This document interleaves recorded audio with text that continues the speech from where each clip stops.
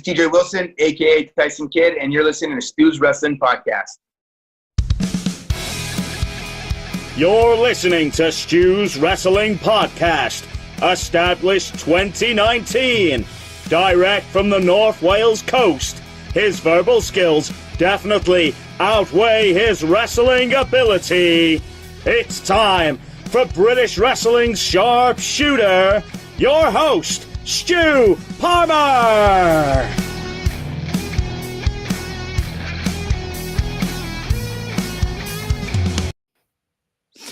Well, welcome back, and we have got a returning guest. It's a back-to-back guest who I've previously on. It's Benny Scala, all the way from Florida, by way of New York, author, DJ, and podcaster. And we spoke, obviously, about your podcasting, your DJing, your writing for Pro Wrestling Stories. But on this episode, I'm going to talk to you about, you growing up watching wrestling, all history, your fandom, going to the shows when you were younger and things like that. A very retro take on the episode, of course, because you're a purveyor of the old school, of the historical side of this wonderful pro wrestling business. So thank you so much for coming on for a part two, Benny. Oh, yeah, my pleasure. Absolutely. I'm going to get right into it. First, memories of pro wrestling. When did you first get subjected to this wonderful, wonderful business of pro wrestling? It was by accident, too. I was outside playing ball because that's what I did. I don't know if you ever saw the movie The Sandlot, but that was my life. It was I was off from school and it was a sunny day. I was out playing baseball, but I happened to go in probably maybe to get a drink. And this is 1967. Back in 1967, you had one TV set for the most part, and it was in the living room. And for whatever reason, wrestling was on. And it had never, I think maybe somebody just left the TV on and it was just on by default. I don't think anybody put it on, but in any event, and at that precise moment, as fate would have it, Ray Morgan, who was the announcer for a show called Capitol Wrestling, and it was at I believe the National Armory, and he was interviewing Bruno Sammartino, and so at the end of every interview, Ray Morgan would ask Bruno, Bruno, would you like to say some words, say something in Italian for your Italian fans? So Bruno starts talking in Italian, and both of my parents spoke fluent Italian, and so my mom, and every Italian mom is in the kitchen 24 hours a day. They don't sleep, they cook. That's all they do. And the kitchen was right around the corner. I said, "Hey, Mom, can you come translate for me?" And she started saying, Bruno said, "I'd like to thank my fans for their support. I'm going to do my best to come out victorious." And my mom didn't know who Bruno was. And, she had never seen wrestling before, as far as I know. And so she translated. She said, "That's a very classy gentleman. He's very, very humble and which turned out to be absolutely correct." But the funny thing was, I didn't give it a second thought. I did whatever I had. I probably went back outside, played ball. Well, that Christmas, now I was, to this day, I am not as quite as much, but a diehard sports fan. So back then I'd watch the New York Rangers in hockey, the New York Knicks for basketball, the Yankees for baseball, the Jets for football, the Jet. And again, we only had one TV. So of course, I'm sure I hogged the TV up. And for Christmas, I got whatever the smallest TV was, a Hitachi black and white. I think it was 12 inches. It was probably smaller than my laptop here. I got it for Christmas. And they probably thought, okay, well, now he's out of our hair until he's 21. He'll bring this up. We'll just, we'll feed him an occasional meal. We'll see him when he's ready for college, whatever. So I bring this thing up to my room, and, back then, you had the antennas on your roof. And so I got like maybe 3 or 4 stations, maybe 5 VHF stations in very clearly. Again, timing is everything in life. I'll say that a million times. One Saturday night, I see this UHF dial, and I'm thinking, okay, let me mess with this. So I hit channel 47, and I see a thumbnail for Lucha Libre, And I'm thinking, oh, it very obviously was wrestling. And I thought, well, it was a Spanish station. I said, maybe I'll just watch it for a little bit. And, even though I can't understand what they're saying, I can see the action anyway. Well, as it turns out, it was the same show that I had seen, with Ray Morgan. I guess they had shifted to Channel 47. And the show was in English. Now, everything, when they went to commercials, everything was Banco Popular and Goya Foods and Cafe Bustelo. I got to know all the Spanish products very well. But, during the, the wrestling itself was from the National Arena in Washington, D.C. I believe it was called Capital Wrestling, Ray Morgan. And so I believe Johnny Rods, who now, I have his phone number on my cell phone, how surreal is that, was wrestling in the first match I think I ever saw against Tomas Marin. And so I started watching every Saturday night. And as fate would have it, there was a show coming to the name of the venue was called the Island Garden in West Hempstead, which was about 20 minutes from my house. And I asked my dad if we could go, and he said yeah. And I bet he paid for 2 tickets. I bet he paid no more than $6. You're talking like early 1968. Well, the main event was Bruno versus Toru Tanaka, Professor Tanaka, the evil professor. And now again, we talked in the previous show about when it was real.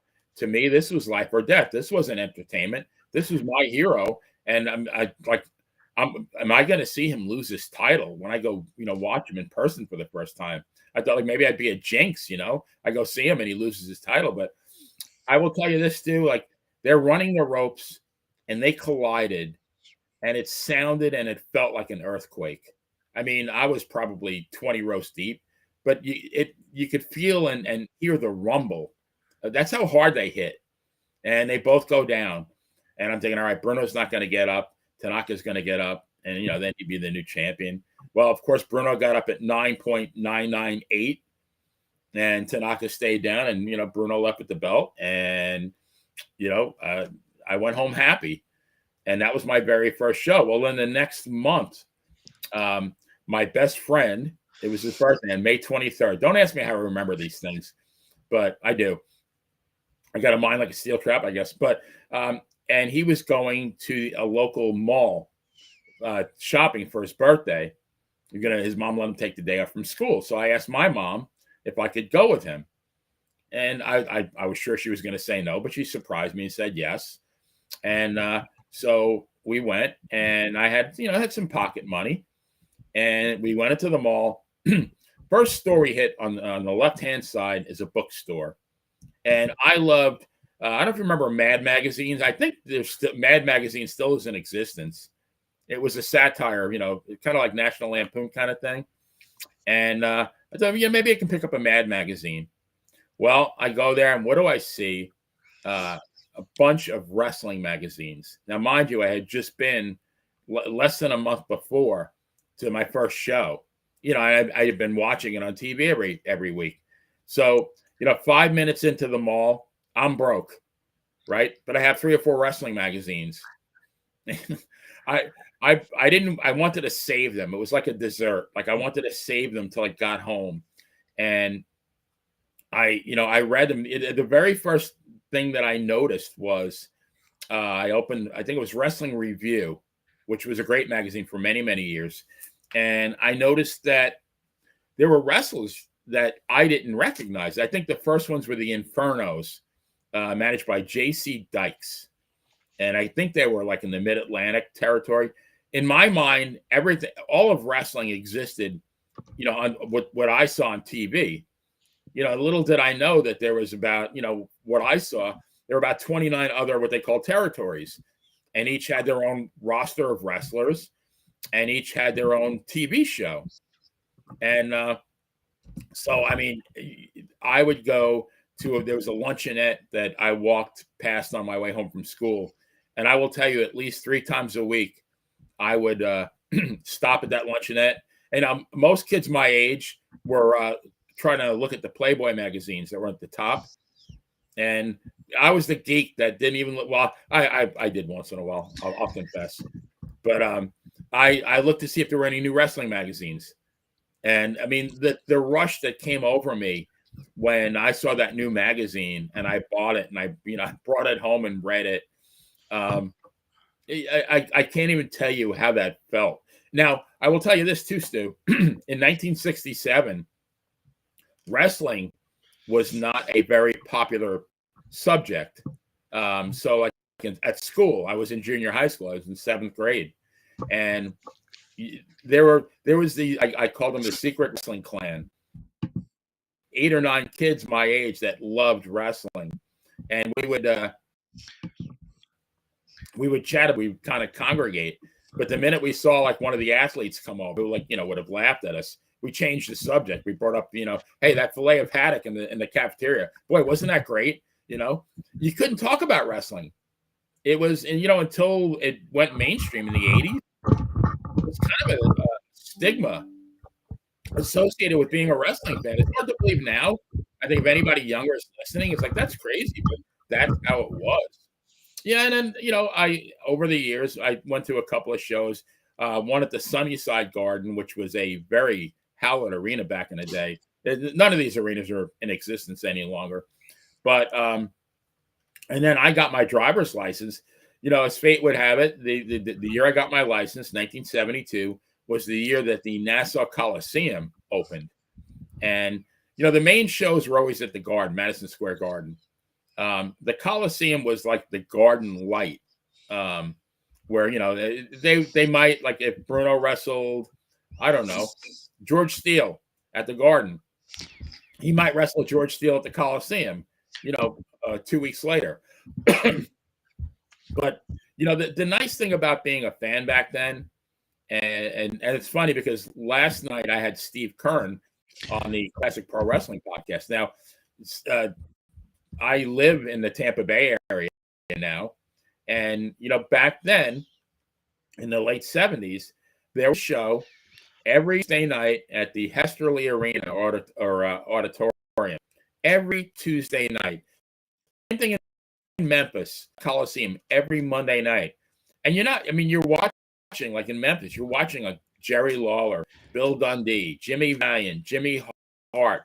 In Florida, you're watching Kevin Sullivan, Bugsy McGraw, Steve Byrne, Mike Graham, great wrestlers, right? So, I could go once a month at the Nassau Coliseum, and I was very grateful for that. But, imagine, I think I said to Steve Kern, if I had to do it all over again, I think I might have wanted to grow up in the Tampa Bay area because I could see wrestling 50 times a year. How great was that if you're a hardcore fan and you could go every single week? And that like at the water cooler in Memphis on a Tuesday morning at work, what was everybody talking about? They were talking about Lawler versus Dundee from the night before. It was that, important to people. But, and then as time went on, I got married in 1980. Now, I will tell you this. I don't think my ex-wife is listening, but she could verify this, that I got married on October 11th, 1980, which was a Saturday. All right. Now, the next morning, I was flying from Long Island to Disney for our honeymoon. So we stayed at a Holiday Inn in Plainview, Long Island that night. Well, what do you think I was doing at midnight? I had on our bed, I had a bunch of envelopes. So I'm counting my tape from the reception, but Championship Wrestling is on at midnight. And so I'm watching wrestling. I'm counting money. I'm thinking like, man, life doesn't get any better than this. I'm making money and I'm watching wrestling at the same time. But, and it's so funny because about 15 years later, I was living in Kansas City and I was actually on a flight back from, my mom was living in Tampa. I flew down to visit her, and at the Tampa airport, I see these two guys at the bar. And I think I told you on the previous show, I'm a white knuckle flyer. I will not get on a plane until I stop at the airport bar and get my liquid courage. And this day was no different, except that I'm thinking like, I know these guys. And it was the Bushwhackers, Luke and Butch. And I just walked up to them and I said, "I love you guys." And I sat there for about a half an hour. I drank with them. Just nice guys. As if, again, as fate would have it, they sat in back of me on the plane, and we talked the entire time from Tampa back to Kansas City about wrestling. And in fact, I told that story that I just told you about my honeymoon night. And it's so funny because at the exact time I told that story, the flight attendant, the female flight attendant walked by, and she listened to me. And she gave me crap the rest of that flight. She goes, oh, there's Mr. Romantic. At least I was honest about it, though. I owned it. But, and my sons at the time were probably about, 12 and 10. And they were flying to Kansas City for I think a charity softball game for the WWF. And I knew my sons were going to be waiting at the airport. And I asked them if they would take a picture of meeting the Bushwhackers. They said, "Oh, sure." And my sons didn't want to do it. They were afraid. They were too nervous. They regret it now, but they could have had this great picture with the Bushwhackers licking their faces. But what Luke said to me, I will never forget. And all I am back then is just a fan. I mean, there was no such thing as podcasting, and I hadn't written anything. And he says, "Mate, you know more about wrestling than any fan I've ever met." And to me, like, that was the ultimate compliment. That was like a badge of honor, because I'm sure he met many fans, and he said, "You know more about wrestling than any fan." We were talking about when they were the Kiwi sheep herders back in the day, and they were in I guess Southwest Championship Wrestling. They were vicious heels. Of course, they came to the WWF, and kind of made them into a more of a comedy act. But they were brutal. It's mad. So, yeah. It was mad what happened, with them. And I was at their induction at the Hall of Fame. We've obviously lost Butch, haven't we? In more recent years. But yeah, like you say, going from dastardly heels on the regionals to then becoming like beloved baby faces, just incredible. I mean, I watched some of their old matches. I mean, it was like crime scenes. There was like a lot of blood. I mean, you could count on that, but it was brutal. You talk about when it was real. I mean, they really made it real. And you're thinking to yourself, well, I know this is scripted, but man, holy crap, these guys are beating the crap out of each other. They were that good, but they were also that nice. I mean, and they drank nonstop. And I will tell you this, neither one of them was noted for their physiques. But and at that time I was squatting 500 pounds. I was in really good shape, and I prided myself at that time I was 40, thinking I'm pretty damn good shape for a 40-year-old guy. But Butch Miller, he got up and his chest was gigantic. And I'm thinking, like, I'm feeling inferior all of a sudden. And you really wouldn't know it. I mean, you didn't really see that on TV, but like up close, the guy was massive. So yeah, I mean, that was a great experience. I mean, I've met a few wrestlers at airports and stuff like that, but and how surreal it is now that I chat with guys like this. And I say now, I pinch myself, but at my age, I might cause clotting, so I got to be careful, Who do you think was an underrated talent, maybe in the territories, maybe in WWF into the 80s, when it became the international business that it became? Does anybody stand out for you? They were under the microscope, of course, and known, they were well known, but was anybody you felt should have been a bigger star than they actually were in pro wrestling, from your fandom, from your fan perspective? Well, again, I'm going to go back to, I mentioned him a couple of times during our last show, is Davey O'Hannon. Davey O'Hannon was a great heel. He wrestled in Amarillo, in the Central States, and a couple of other territories. And he was one of these guys, they billed him from Kansas City, Missouri. And he went to college in Missouri, but he was a New Jersey guy. And after a while, he wanted to. And there were a lot of guys that did this. Johnny Rods. Well, there's another guy, Johnny Rods. Phenomenal. They called him the unpredictable Johnny Rods. Johnny Rods was actually very predictable because you knew that if Johnny Rods was wrestling, you were going to see an excellent wrestling match. Now, Johnny Rods, excuse me, in 1976, went to Los Angeles. And this is, you got to be an old school fan for this one. And this was my first, I would call it WTF moment. I'm watching back then I could see wrestling from NWA Hollywood on another Spanish station. And I would watch that. Well, it was from the Olympic Auditorium in Los Angeles. Well, they introduced this guy with a turban and pointy boots. And his name was Jabba Rook. And I'm thinking, boy, that guy looks familiar. And I'm thinking, that looks just like Johnny Rods, but it can't be because it's Jabba Rook. But wait a minute, he's got JR in his boots, and so does Johnny Rods, and they're the same boots. But no, it can't be. And I'm having this mental tug of war. Like, is this Johnny Rods? But no, it can't be. And like, I'm driving myself nuts. Of course, it turned out that it was. But Johnny Rods got a huge push. He won the January Battle Royal in Los Angeles, and that was a big deal back then. If you look at the winners of that Battle Royal, it's a who's who for the Hall of Fame. And the idea was whoever won that would get a push for the rest of the year. So they're probably going to put a belt on him, like the NWA America's title or something like that. And as it turns out, they didn't make good on the money that they promised him.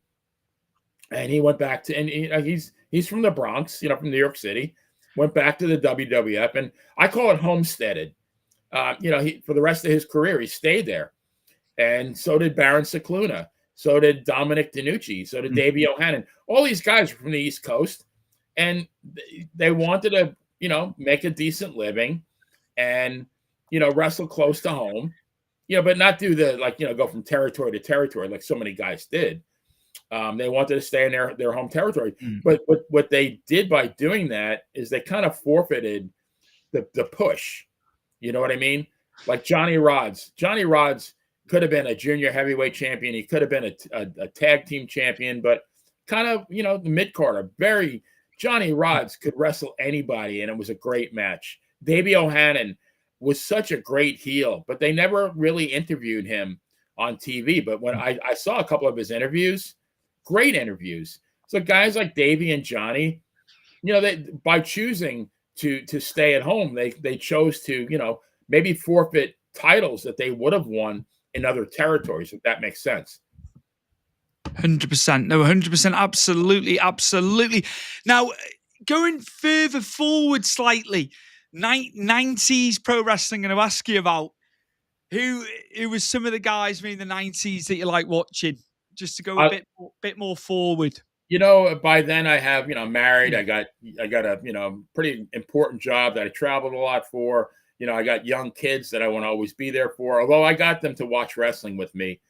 And, but I didn't watch obviously I couldn't, give the same amount of attention to wrestling as I did when I was 12, but I still watched, and I absolutely loved Bret Hart. I just thought Bret Hart was the consummate professional wrestler.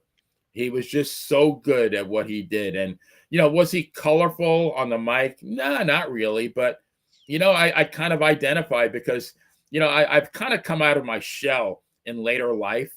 But, even back then, I was kind of a tad on the shy side. I know it's hard to believe now, but, I wasn't very verbose. I said what I had to say. But Bret was, very workmanlike. And, he said what he had to say. Usually didn't, raise his voice. But I thought his promos were good. I thought they were effective, and I thought they were real. They were, again, very real. And his work in the ring I thought was superb. And I will tell you that match where him and Stone Cold did the double turn when Bret had the sharpshooter on Stone Cold, and you see the blood streaming down Stone Cold's face. And he doesn't give up, but he passes out, right? And by him passing out, it becomes the instant baby face. Well, more of a tweener, but I mean, everybody loves Stone Cold. But Jim Ross said it, and he said Stone Cold could not have been the star that he became without that match with Bret Hart. And that's how good Bret Hart was at elevating, not just, putting himself over, but elevating. And that's so important with, the value of a wrestler isn't so much what they can do, it's who they can elevate. Again, he has his views now and his viewpoints. He's still my favorite of all time. He without a doubt, Bret is still my favorite. Unbelievable. But again, I think he was selfless. He was selfless. Typified there as you're talking about putting Austin over. Although he won the match, of course, but he lobbied for Austin to come to WWF, WWE, didn't he? He could see there was something in there years prior, which WCW obviously dropped the ball with him, didn't they? Yeah, and I really think he did get screwed. I mean, that whole Montreal screw job, I think that, for him, it's like, you go to a job and you work there tirelessly and excellently for 14 years, which is how long he was with the WWF back then. And all he wanted to do was drop the title on his own terms. I mean, I think Vince maybe thought of Medusa. I guess that was when she had dropped the title in the wastebasket. Excuse me 1 second here. when she dropped the title in the wastebasket, and maybe he thought Bret was going to double cross him. But I mean, Bret was an exemplary employee. I mean, if I owned a company, I would want a bunch of Bret Harts working for me, right? I mean, the ultimate solids,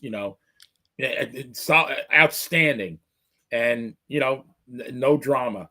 Let the guy drop the title the way he wants. He even had I think a creative control clause in his contract for the last 60 days. So I mean, he had his right to be able to say, well, I want to do it this way. Let's do like a schmaz. I think that's what he wanted to do. He wanted to do a run-in in Montreal, do a double DQ. And then he was I think he was in Detroit the next night, and I think he was going to forfeit the title. What was wrong with that? Mm-hmm. I mean, and I think he, to me, he had every right, and he deserved that. I mean, he bled for Vince. I mean, he, again, back then, they're not wrestling 50 times a year. He probably wrestled, I would say, close to 300 days a year. Again, wrestling hurt, wrestling sick, It's just he was the company man, and I think company man. He was there from 84 to 97. Do you know what I mean? Again, and there was just no loyalty. But like you say, was Vince worried, especially the stuff Bischoff pulled with certain things, and then for television, as you say, Medusa, Alundra Blaze. So yeah, maybe that was in the back of his mind. But yeah, he should have gone out just for years of service for WWF, WWE. I totally agree. Benny, before we go, I'd like you to plug, obviously, the podcasts, being an author for Pro Wrestling Stories, and DJing on Sundays as well. You're a busy, busy man, of course. So yeah, just plug away what you do and your projects, please. And I will say this to everyone as a life lesson. Busy is good.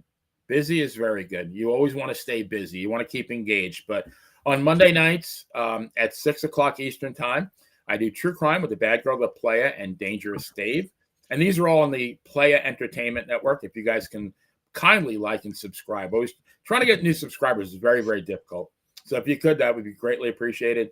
On Wednesday at 7 Eastern is When It Was Real with the great author Nikita Brezhnikov. And we really try to bring you back. I call it the Wrestling Wayback Machine. It's something if you can get somebody to go back in time, and it's not even so much, when you cover a match from 1973. Well, if you do it right, Stu, in the person's mind, okay, 1973, I was working at this place and I was dating this girl, and it brings back all the other surrounding memories besides the wrestling. And before you know it, you're back in 1973. And if you can do that, that's a great thing. And then on Thursday, we do Classic Pro Wrestling with the WFIA with Chris DiCarlo. And then on Sunday is my true love on internet radio, live365.com, station WANT, You Want It, They Got It. I do my Benny the Jet show. I start at 3 p.m. Eastern time. Usually go around 2 hours, 2.5 hours, sometimes 3. Play mostly 60s and 70s stuff. I do themed shows, like last week was places. So, any location, Werewolves of London, Kansas City, Please Come to Boston. All my exes live in Texas. Things like that. Every song had a place. Now this coming Sunday, it's called No Words. So every song will be an instrumental. There's so many great instrumental songs over the years. You don't realize until you try to put a list together. There's so many of them. So and I have a couple of sponsors. I put a lot of work into the show, and we talked about it. I mean, podcasting, we love podcasting, but if you want to do it right, there is some work involved. And there's not really a lot of, at least not yet, financial remuneration. We do it because we love it. We love wrestling. We love oldies music, and we want to bring, like a Davey O'Hannon. We want Davey O'Hannon to be able to, promote his own career. And people say, yeah, I remember Davey O'Hannon. Yeah, I went to see Davey at the Joppa Mosque in Altoona, Pennsylvania, or Jack Witchy's in Rhode Island. It's just so important. People love nostalgia. We want to remember the past, because in a lot of cases, the past was better. I'm with you. Leaving like my youth in the 90s, and people predating me said, "Oh no, our time is better." That's always a thing. I think it's tougher now for kids. I really do. Again, that's a story for another day. But yeah, just you speaking of your fondness there, as a kid watching pro wrestling, I gravitate to that, and how central it was to your life, Benny. And thank you so much for doing 2 episodes with me, mate. It's been a pleasure. There is far more we can talk about, of course. So I will have you back on in the future. Do. Absolutely. There's just so much stuff. It's a drop in the ocean what we've talked about, with your wrestling history and all that, man. It's a drop in the ocean, mate. It truly is. And I appreciate you coming back on, and it's been great. I've learned loads about the history of the business, the territories there, you watching it on the old 12-inch TV, tuning it in on the old VHF and the UHF or whatever it's called, because I can remember our TVs being like my little with a coat hanger in the absolutely antenna. Yeah, it was just great how even when I was younger, in the 90s, trying to get channels and stuff, I gravitate to it, and it's so much easier now. It's at everybody's fingertips, of course, and I think that's missed the way we had to consume our wrestling. Yes, I think it can be taken for granted now because you can get everything, whereas I only had 4 channels. We went to 5 channels. I didn't have satellite TV till years later. So it really was. It was just a different time. And Benny, thank you so much, mate. It's been a pleasure having you on. It truly has. Anytime. And we will see you very, very soon for episode 205. We've got a busy December coming up, of course, Christmas and all that good stuff. But Stu's Wrestling Podcast will have plenty of content going into the festive period. As I say, a long period off with the show. I was looking at my analytics for the year, though. Even with 7 months off, I've been listened to in 63 countries, which is amazing. Wow. I know, Benny. Cool. Wow. Benny, I went on there the other day. I went on Pod Status that we use, of course, which replaced Chartable. And yeah, I was looking through, and Megaphone, where I get my analytics. So it's just so inspiring to know that people across so many continents listen to the show. That's and it fills me with pride. Guests like yourself coming on, you guests make the show. And just thank you to my listeners and to my viewers across all social media. All righty. And we'll see you very, very soon, as I say, for episode 205 of Stu's Wrestling Podcast. Wrestling writer and historian Brian R. Solomon, and you are listening to Stu's Wrestling Podcast. I was the 100th guest on this podcast, so I think it's definitely worth your time. You're listening to Stu's Wrestling Podcast, established 2019. Direct from the North Wales coast, his verbal skills definitely outweigh his wrestling ability. It's time for British Wrestling's sharpshooter, your host, Stu Palmer.